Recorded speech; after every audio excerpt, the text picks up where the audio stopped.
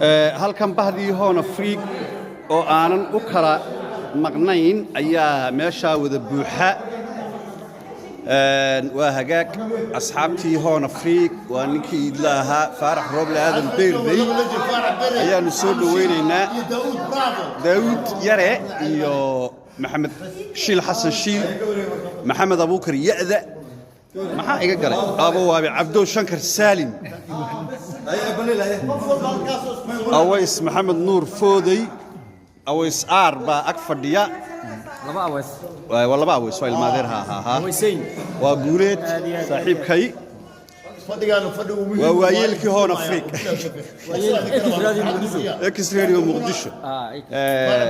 maya hadda kama sheekaynaya arrintaa ninka odaga cabdullaahi baliil maxamed shariif iyo daawud iyo yaxya guriceel wassalaamu calaykum ina cumar xasanna waa taalkaa fadhida